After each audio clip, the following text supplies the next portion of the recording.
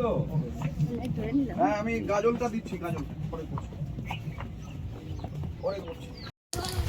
আমি আজকে 7টা বাড়িতেই গেলাম। হ্যাঁ হ্যাঁ, না দেখছি 7 জায়গাতেই গেলাম।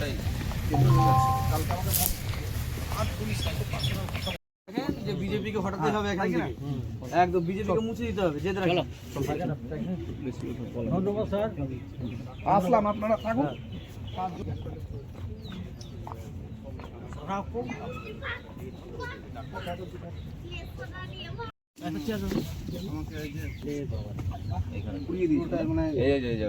পুরোটা মেরে একদম ই করে দিয়েছিল, দেখছো এই হাঁটু আর এই হাঁটু। হ্যাঁ হ্যাঁ হ্যাঁ, তুমি তো এই কষ্টের কথা, দুঃখের কথা অভিষেক বন্দ্যোপাধ্যায়কে জানিয়েছো। হ্যাঁ, অভিষেক দা আমাকে পাঠিয়েছে।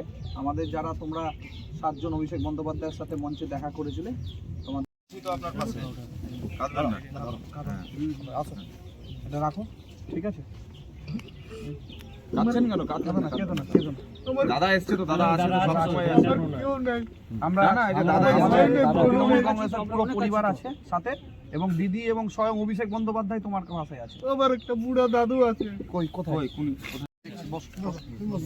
না, ধরো ধরো, আবার কেউ নেই, বসো, ধরো। আমরা থাকবো আপনার পাশে, ঠিক আছে? লোক নাও, ঠিক আছে? এটা পকেটে ঢুকে নাও, এটা পকেটে ঢুকে এর ভিতরে দাদা একটু ঘুরে আসতে পারতো না। এই বিজেপির বিরুদ্ধে যে বিজেপি যে নোংরামিটা করছে বাংলায়, বাংলার মানুষকে যে অত্যাচার করছে, সেই লড়াই জেদটা মনের মধ্যে রাখো। আগামী দিনে এদের যোগ্য জবাব দিতে হবে, যেটা অভিষেক বন্দ্যোপাধ্যায় বলেছেন। স্বয়ং অভিষেক বন্দ্যোপাধ্যায় তোমার পাশে আছেন, দিদির পাশে আছেন, তার জন্য তো আজকে পাঠিয়েছেন। স্যার, আমি 7 দিন না খেয়ে ওখানে ছিলাম, 7 দিন না খেয়ে। খুবই টর্চার করেছে তোমার উপরে, কষ্ট তোমাকে দিয়েছে, অমানবিক আচরণ চাই করেছে। চাই বলে খেতাম। ঠিক আছে, তুমি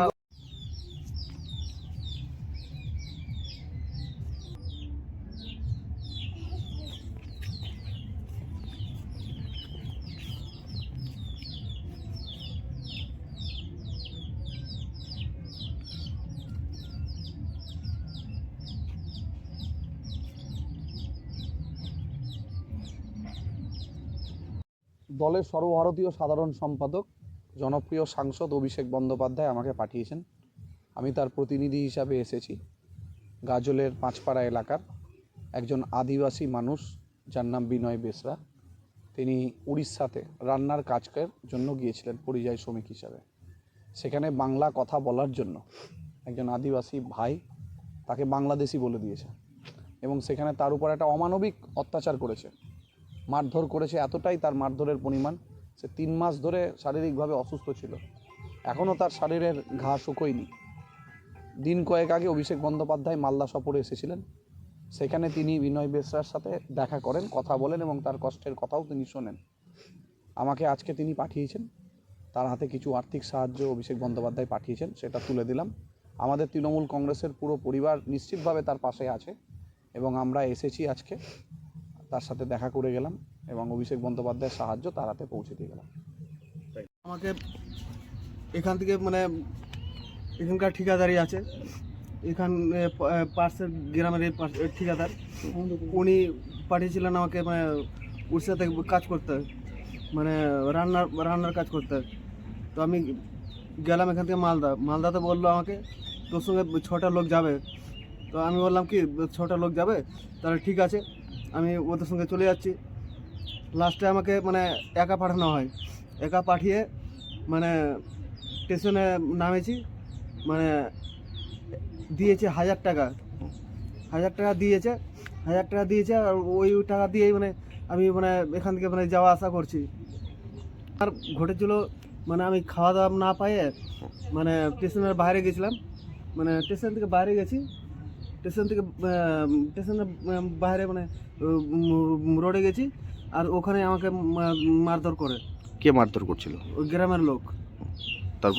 তারপর আবার গ্রামের লোক মারধর করে, তারপরে পুলিশওয়ালা আসে, পুলিশওয়ালাগুলো আমাকে মারে। আমার মানে কোনো প্যান্ট জামা কোনো কিছু ছিল না, একদম নাঙ্গা করে মারেছে আমাকে। ধন্যবাদ মনে করব, কারণ আমাকে দিয়েছে। এ বিষয়ে আমি মানে বহুত মানে আমি অভিষেক ব্যানার্জিকে অনেক অনেক ধন্যবাদ জানাই। বাড়ির সকলে কিন্তু আমার একটা ছোট্ট মেয়ে আছে কাছে, আমরা সকল মিলেই মানে ধন্যবাদ। ওনার কাছে কৃতজ্ঞ। তোমার নাম? আমার নাম বিনয় বেসরা, বাড়ি? বাড়ি ছিলিমপুর।